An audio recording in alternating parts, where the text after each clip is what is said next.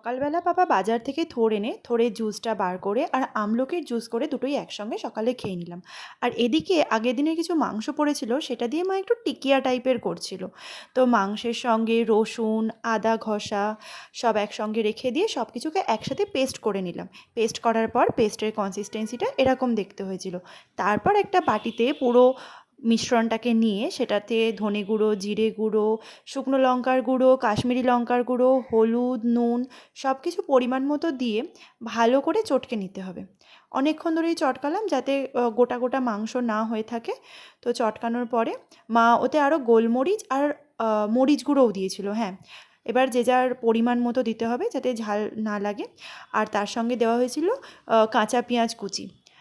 সব কিছু একসঙ্গে চটকে নিতে হবে। আর এদিকে দুপুরে খাওয়ার জন্য করা হচ্ছিল ডিমের ঝাল, তার জন্য ডিম ভাজাটা করা হচ্ছিল।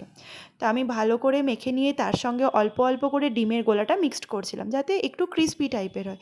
ডিমের গোলা মিক্সড করার পরে মা ওতে মিশিয়ে দিয়েছিল একটুখানি ব্রেড ক্র্যাম্ব, যাতে জিনিসটা একটু মচমচে টাইপের হয়। সব একসাথে ভালো করে চটকাতে চটকাতে মা বলছিল এতে ধনেপাতা পুদিনা পাতা দিলেও ভালো হতো। আমাদের গাছে যেহেতু ধনেপাতা আর নেই, তাই সেটা আমরা দিতে পারিনি। ওটা আপনাদের কাছে থাকলে আপনারা দিতে পারেন, অপশনাল। তো ভালো করে চটকে নেওয়ার পরে একটা স্মুথ পেস্ট হয়ে গেলে এইভাবে হাতে একটু তেল লাগিয়ে ওটাকে একটা শেপ দিয়ে নিতে হবে। যে যার পছন্দ মতো শেপ দিয়ে দিলেই হবে। আমার মায়ের এরকম চ্যাপ্টা চ্যাপ্টা একটা শেপ দিচ্ছিল। তার আগে আমি বেশ অনেকগুলো বানিয়ে রেখেছিলাম। মাকে বললাম, মা ভিডিও করব, তাই মা হাত লাগিয়েছিল করার জন্য। তারপর কড়াইতে একটা তেল দিয়ে তারপর ওইগুলোকে একটা একটা করে ছেড়ে দিতে হবে।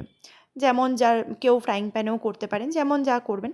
তো ছেড়ে দেওয়ার পর ভালো করে এপিট ওপিট করে ভেজে নিতে হবে। ভাজতে বেশ কিছুটা সময় লাগছিল, কারণ মাংসটা যদি সেদ্ধ করা থাকতো হয়তো কম সময় হয়ে যেত আর তেলটাও কম লাগতো।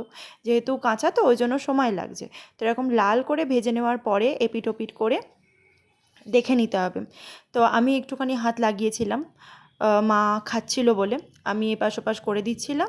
তারপরে দেখলাম না, বেশ মচমচে হয়েছে আর বেশ গন্ধটাও স্মেলটাও খুব ভালো ছাড়ছে। ধনেপাতা পুদিনা পাতা পড়লে আরও ভালো লাগতো। এই যে 4টে প্লেটে তুলে নিয়েছি, তার মধ্যে একটাতে ভাগও বসিয়ে দিয়েছি।